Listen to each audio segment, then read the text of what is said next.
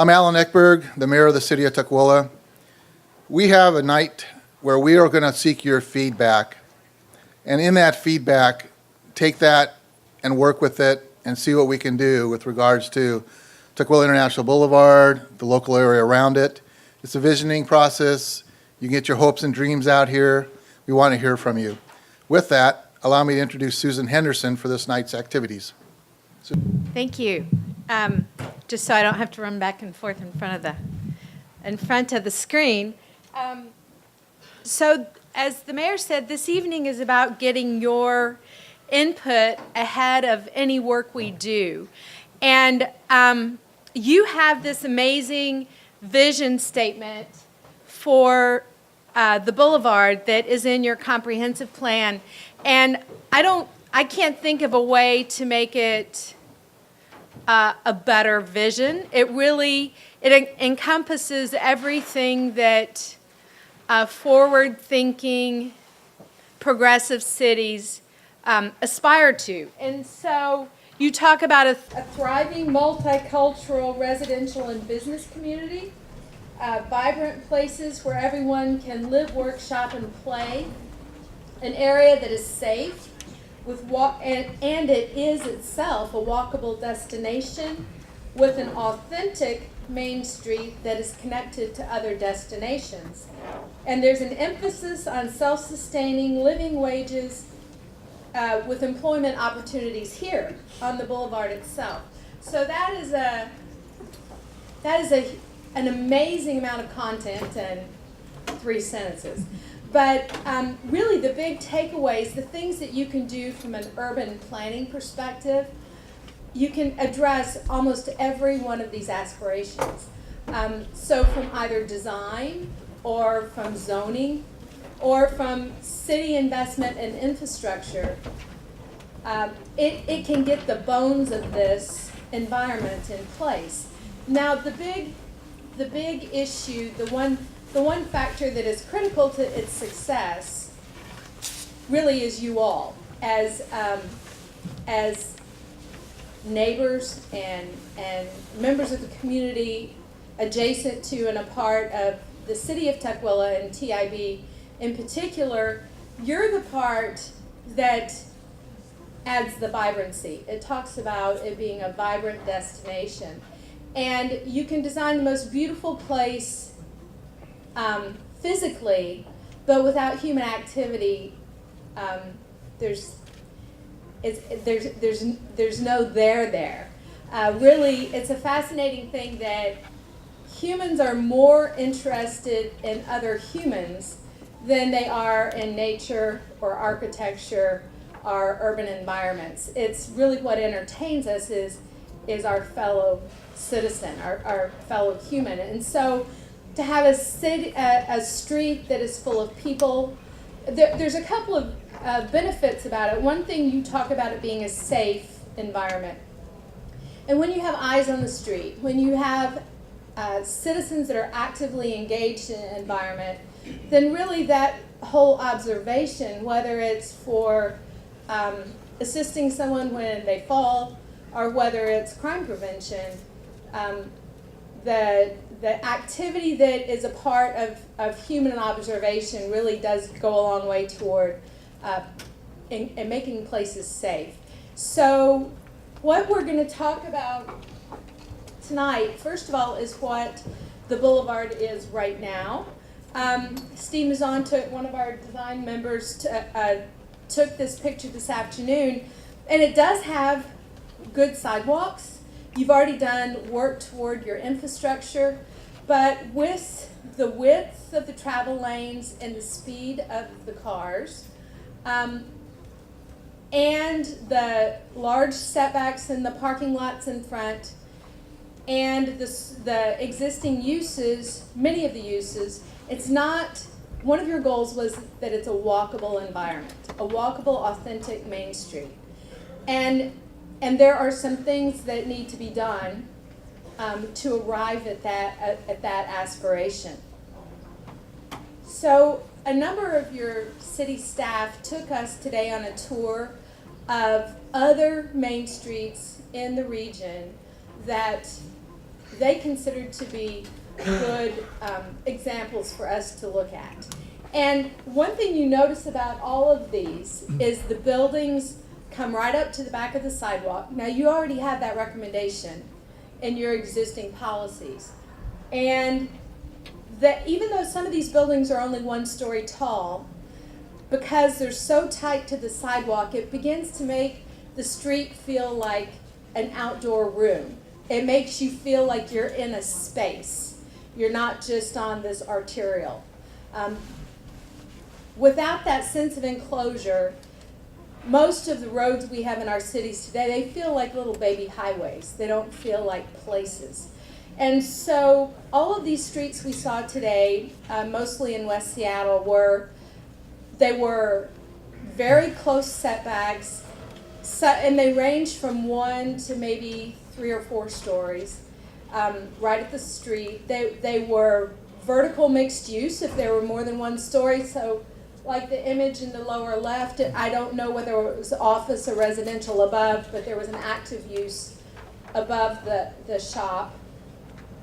And they all had, and this is something that it's a little tricky, especially now that you've taken back ownership of the boulevard, you can finally begin to achieve this. But one thing that slows down traffic and makes it more walkable is if you have on-street parking.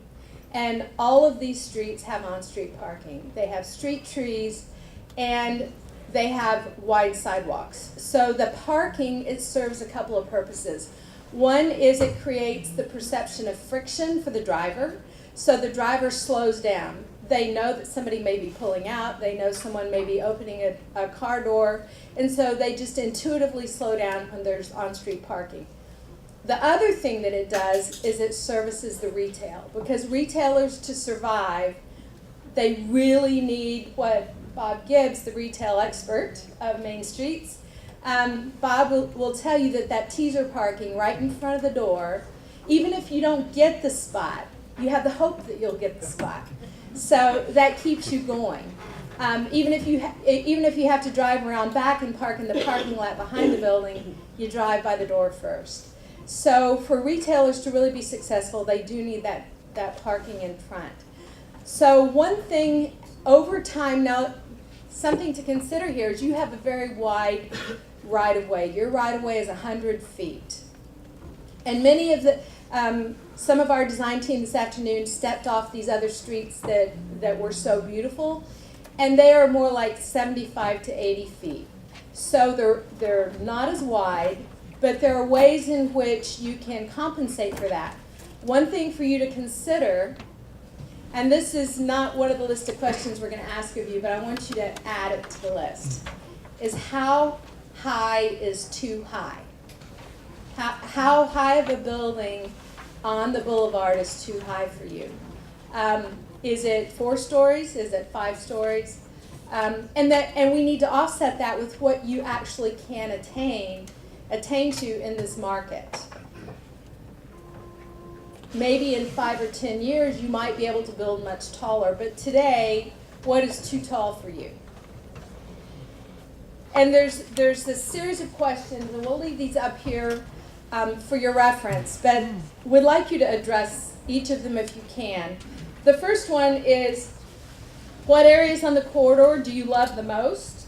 And what are your hidden gems? And this helps us, as folks who aren't from around here, to see really the assets. Your staff showed us this afternoon some real jewels, some amazing shops, some amazing food service items, and we want to know the places that we absolutely should not miss, because then that helps us establish policies or rules that support those kinds of places and make sure that they're preserved and that they have a place and we can have more of them.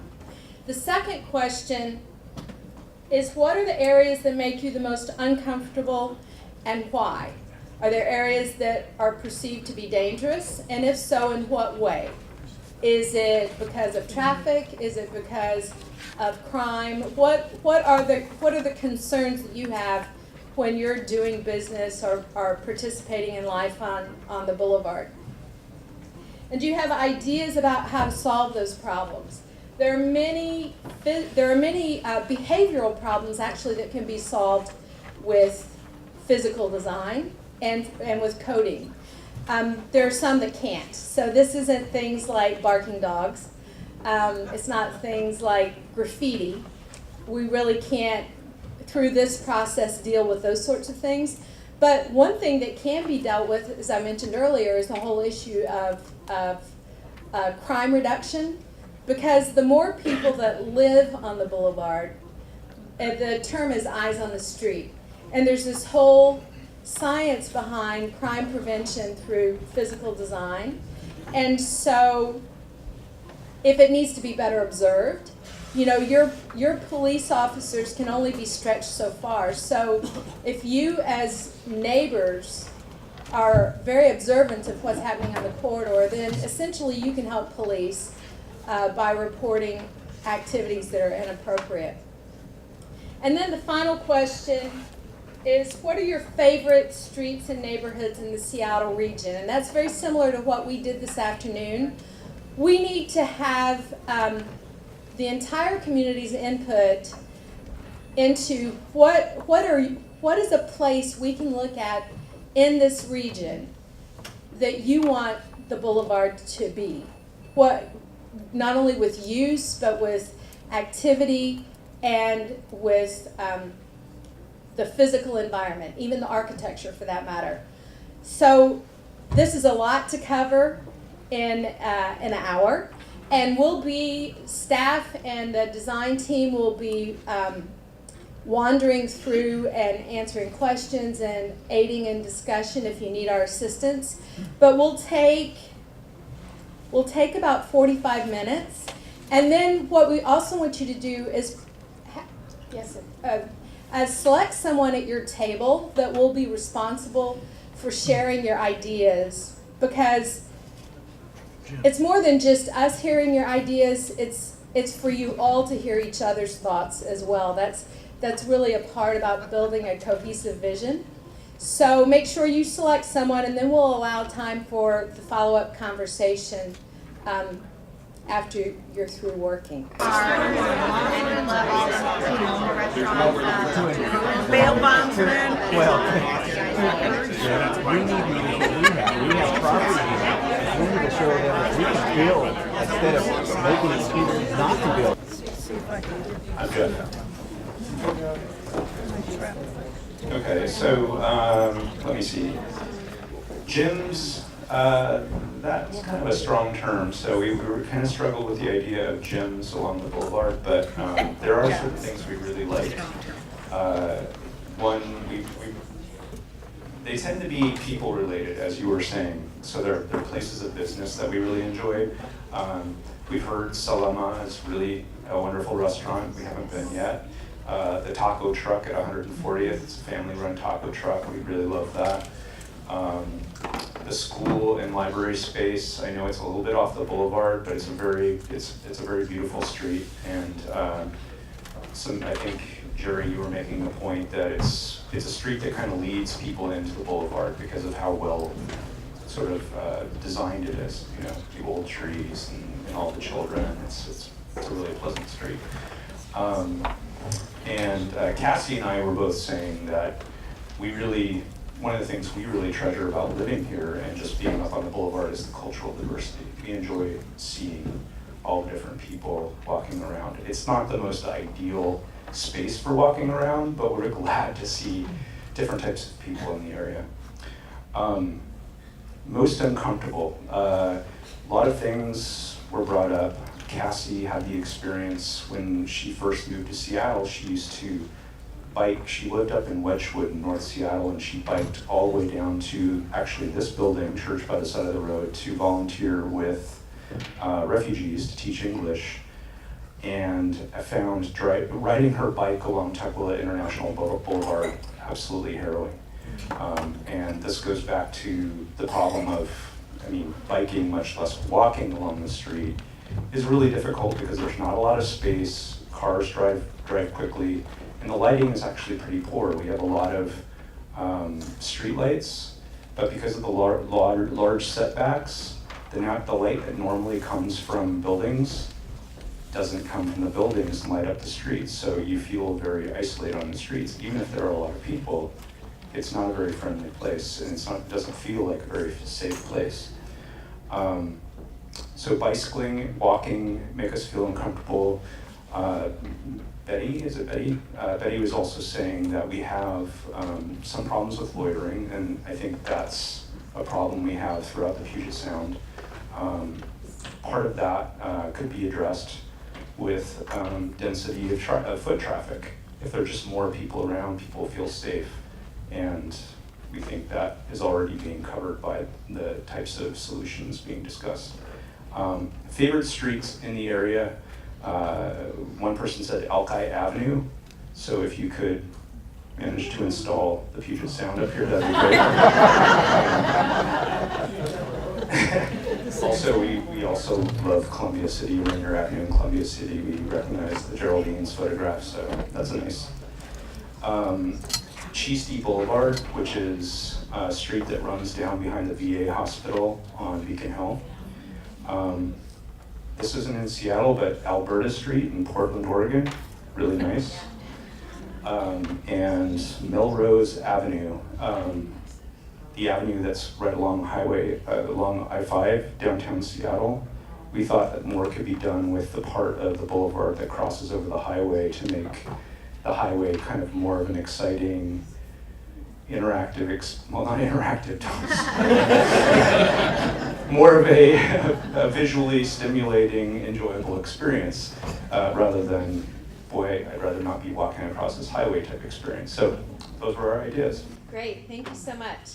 So, hello, we are students from Foster High School, and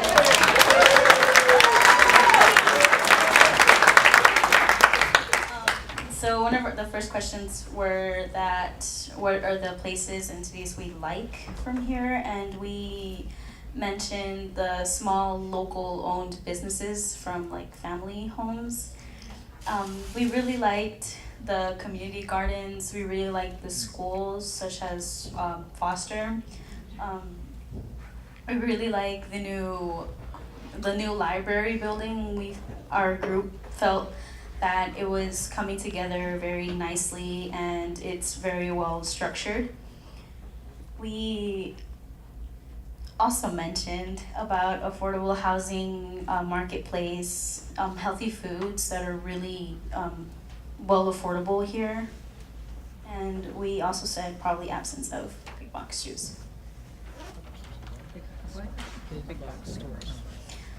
Some of the things that we said we really thought that could probably need a little more of help, or just stuff that we felt really uncomfortable or just simply unsafe to it, was probably the train station. We feel like there was a lot of really shady activity around there, and there's just these little things that happen that you feel, when you feel like you're driving and all of a sudden something's gonna come popping up and you're just gonna get scared or something. It's really frightening. Honestly, you probably don't really see it, but you're gonna feel it at some time deep down. It's there.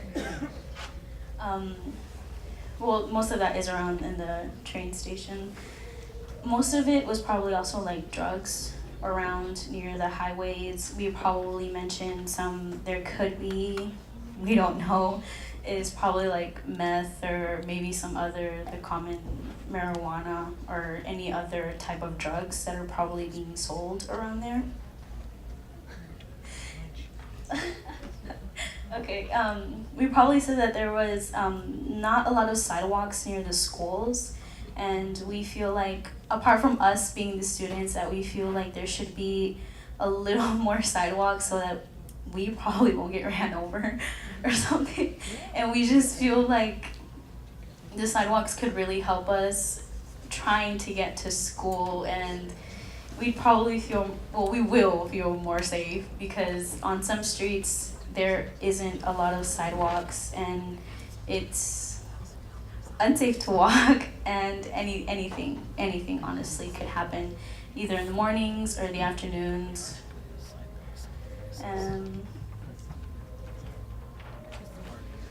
a lot of the other, you can probably read them. And places we really liked and thought that were beautiful, apart from Columbia City, we feel like it's not affordable. So to not mention what you mentioned, but to mention other things. The West Seattle area, we feel like it's very walkable, it's safe, it's a little expensive, but it's still good. Chinatown, for the locally owned businesses, where you feel like you can walk in and actually see someone prepare your food with like their own hands and not just pull something out of, I don't know, a freezer and just fry it or something, you know. I like that feeling, honestly. It all feels and tastes very fresh. Kent, because there's a hospital there, you know, you feel safe. Holly Park for its diversity in housing types for this one.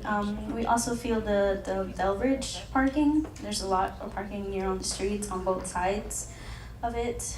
The MLK streets, there's like affordable housing. It looks really beautiful and it's just really nice where you feel like you can walk there in the morning, in the night. There is a really wide sidewalk where you can bike and still walk. It's really good family time, and we felt like all of our ideas just came together and we had really good time.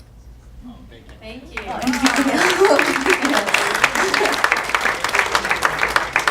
Hi, I'm Diana. We have a small table up front here. And I'm going to be speaking a lot more for the two folks here because I don't live in the area. I work in Tukwila, and I've been involved over the last 6 years in developing, working with the developer for Tukwila Village. So my familiarity is with that. But, on the first one, as far as favorites on TIB and any specific places or gems, there was really none that stood out with the folks who live in the area. Any specific places that they go to.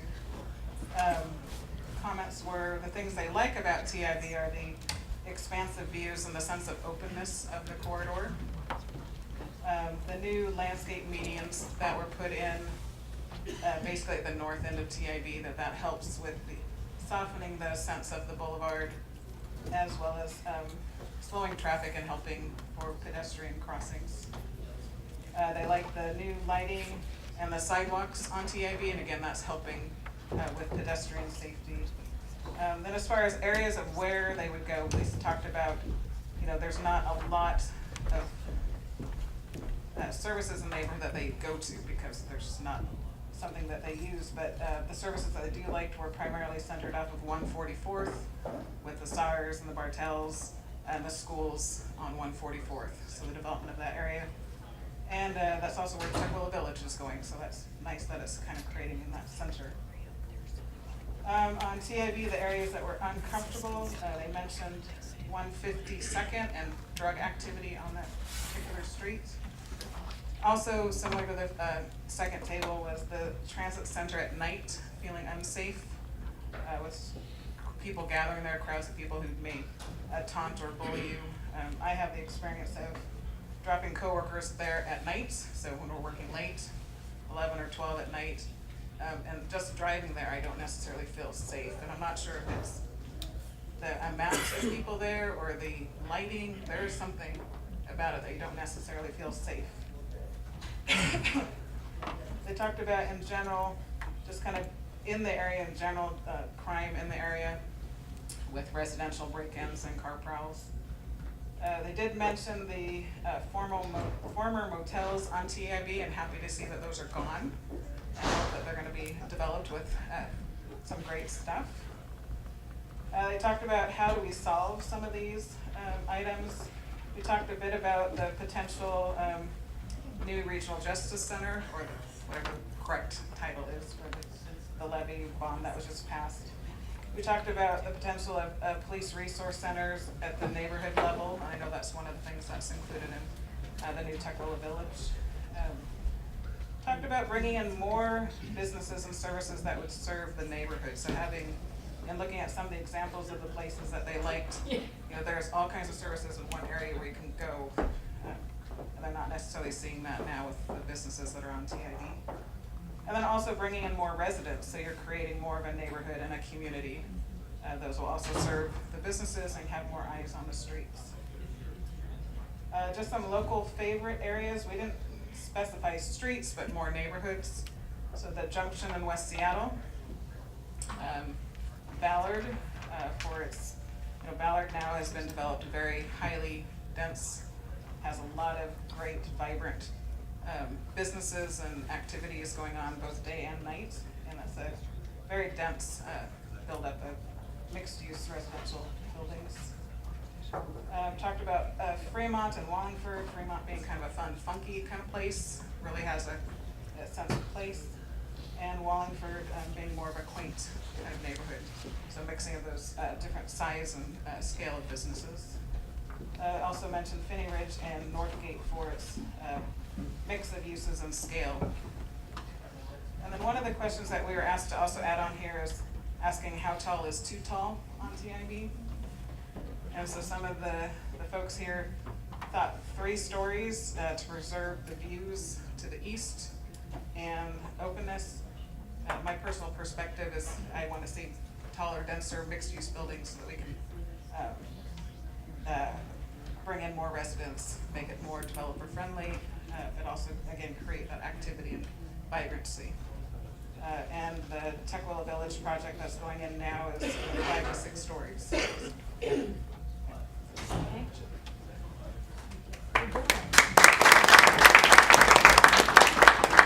Okay, so obviously you guys have spent a lot of time and hard work on this. So we have technically 10 minutes left and 7 tables. So now I'm going to have to ask you to be very succinct. And I apologize. And one thing to be aware of is there is a Twitter feed with this, and staff is monitoring it. So if you have ideas that you didn't have time to get to tonight, it's hashtag TIB Rising. And so keep the conversation going. Thank you. All right, I'll be really fast, I swear. I'm Jonathan. I'm a Tukwila resident. So one hidden gem that we had was actually the park that's right behind Walgreens. So we saw that as one of our hidden gems. Another thing that we liked was the modern look of both the light rail station, as well as the proposed look for the new Tukwila Village. Things that made us most uncomfortable, safety was a big issue that we had, and it kind of just mimics what everyone else said. Traffic was one of our issues. Housing types, so not only kind of a diversity of housing in design, but also in cost, so making sure that it was affordable.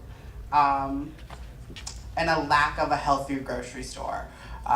Really having a grocery store that is available for all of our community, and that also meant opening us up to maybe having small boutique grocery stores as well, that cater to our diverse community as well. Solving the problem, we thought that mixed-use residential commercial buildings would actually be a huge step in that direction. And again, affordable housing and a grocery store. Right, Arizona? Grocery store. Forgot that one. Streets that we liked, a lot of the same ones. Old Market Street in Ballard, we also like Main Street in Puyallup, right by the train station. We also like that as well. There's some Broadway and the Pike Pine corridor, we also liked it. Specifically, we liked the historical facades on the front with kind of the modern buildings that were built up high.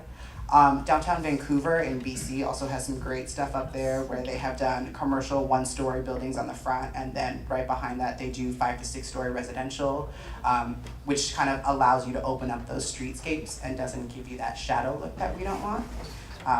So those were things we saw.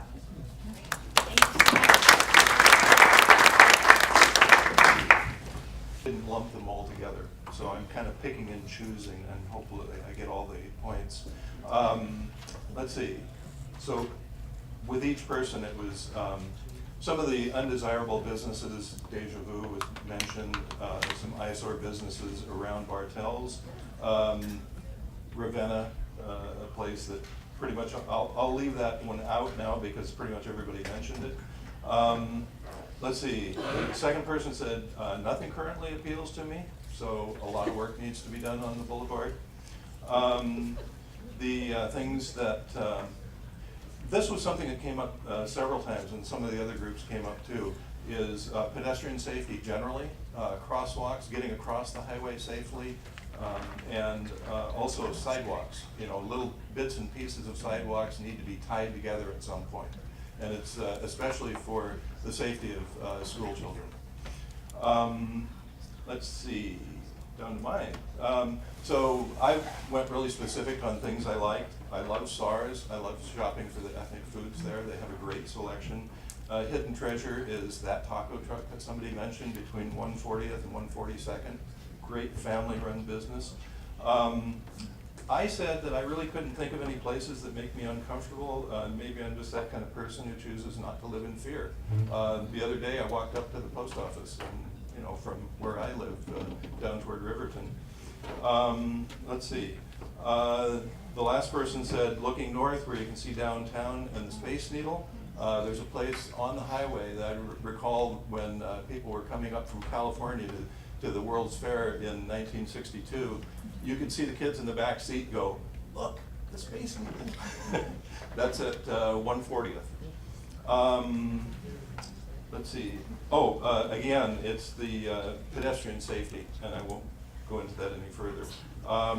Places we liked, Columbia City, Capitol Hill, Leary Avenue, Market Street in Ballard, Columbia City, Fremont, and that's it for us. Okay, I'll go through this really quick. I'm just going to read it down. If I can't read it, I'm going to have the guy who wrote it help me. Things we liked: the Link Light Rail access, Bartels and Pancake Chef, SARS Market, the new library, Jack in the Box was a hidden gem, and the appliance distributors is also a hidden gem. Things we did dislike: it's difficult to cross the street, especially in between the Link Light Rail and all the way down to Jack in the Box. And I know that because I am a walker. I don't know how many of you in this room walk exclusively and own no car. And that's the way I am. I'm also 70 years old, so a couple of these will note this. So difficult to cross that street, I just don't. East and west, due to only the two lights, needs to have lights on every corner. That's a big one. We want lights on every corner. And I want personally to have lights at the high school because I almost got hit on crossing the street on Sunday morning. It's safe when the kids are at school, but it's very dangerous for me to cross that intersection during the day when the kids are not there walking with me. Let's see. Blocks are too big. I think what you're meaning is they're too long. The blocks are too long in between something or other. Lower speed limit.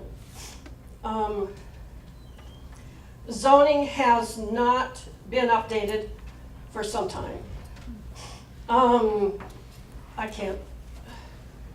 Oh, high density residential, storefronts not allowed to have overhangs on sidewalks.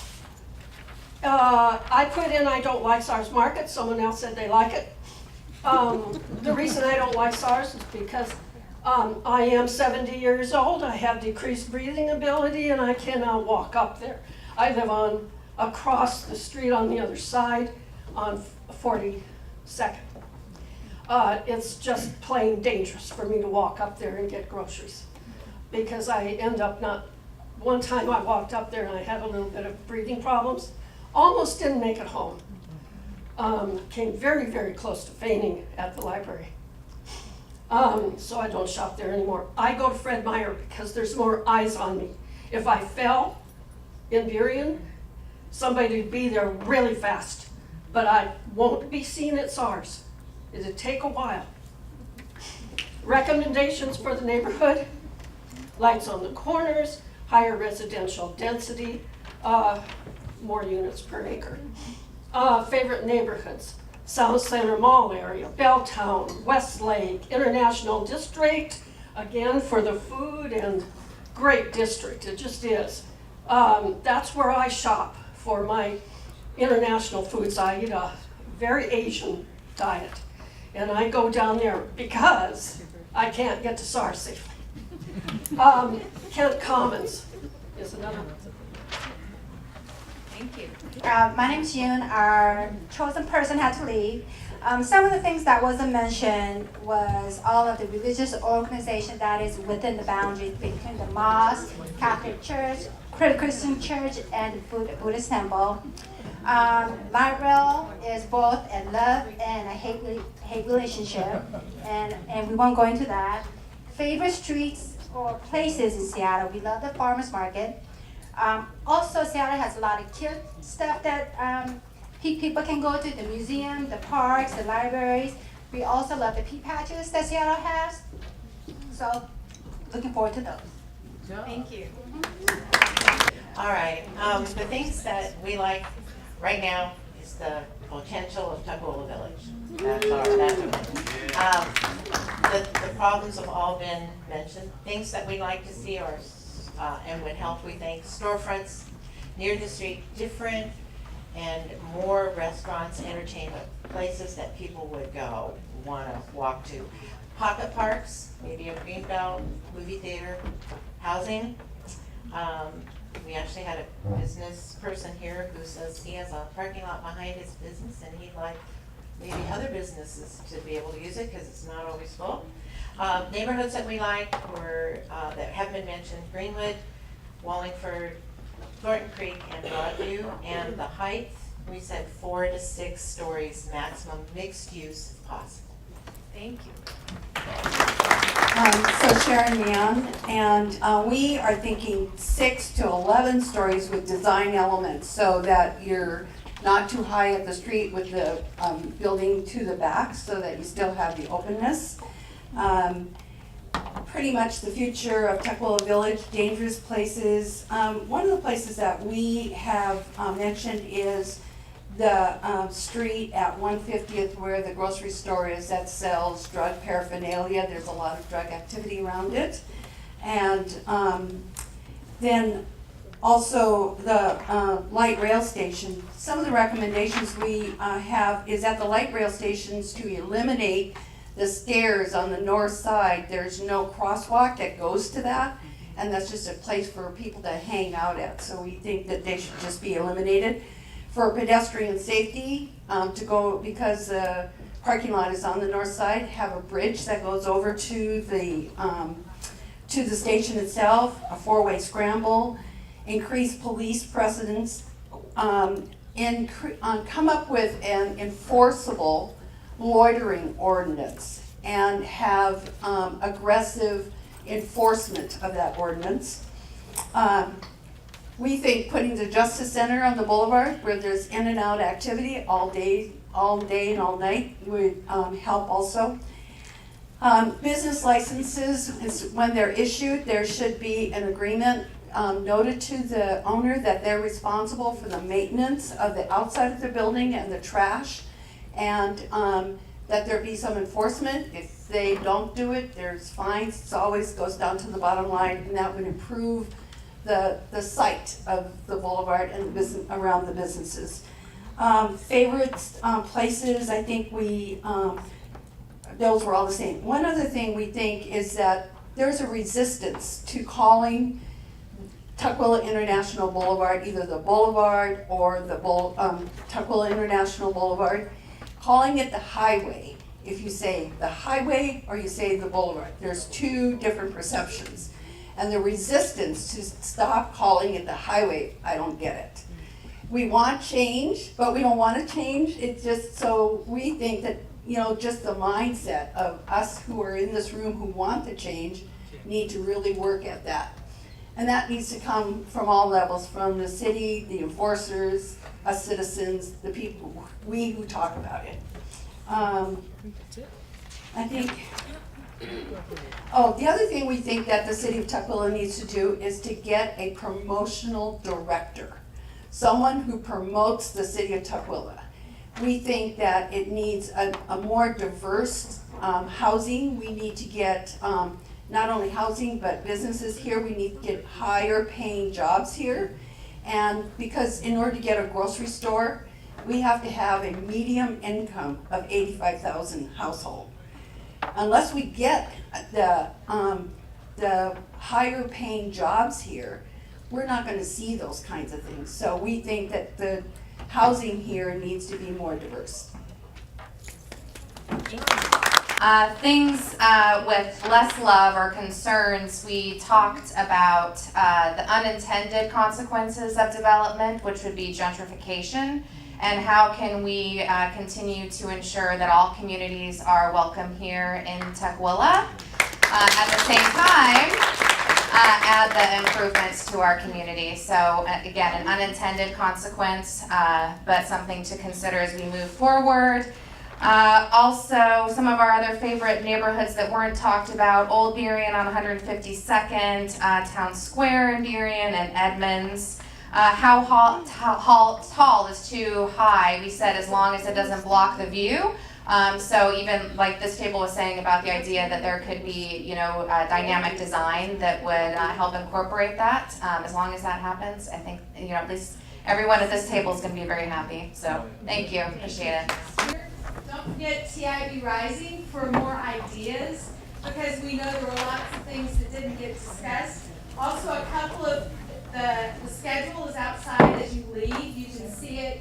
It's also here at 10 a.m. in the morning. Is a business oriented. 10:30. 10:30 is what we advertise. Sorry. Okay, my bad. 10:30 in the morning is a business focused meeting. Hopefully the business community will be here to participate, or if you have ideas for businesses, you're very welcome with that. At 1 p.m. there's a drop-in time, 1 to 3 I think. You're welcome just to stop by if you have ideas, if you want to chat with someone.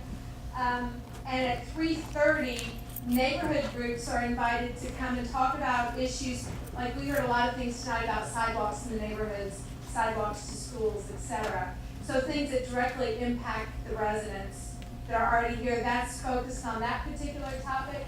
And then once again on Saturday morning, we'll have drop-in time again. That's very casual. You can just stop by and talk to someone. And then at 6:30, we will, on Saturday, sorry it's on your weekend, but we will be able to show you what the recommendations are for ways to achieve your vision. And yes, sir, now if you'll wrap. Susan, thank you very much.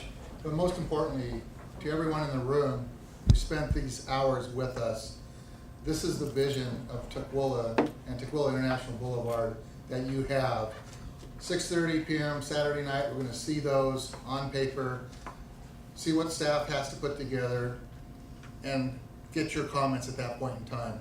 So once again, thank you for attending, and please, on your way out, feel free to grab some of this food, take it home to your family, your loved ones, or people that you might know. Thanks again, appreciate it.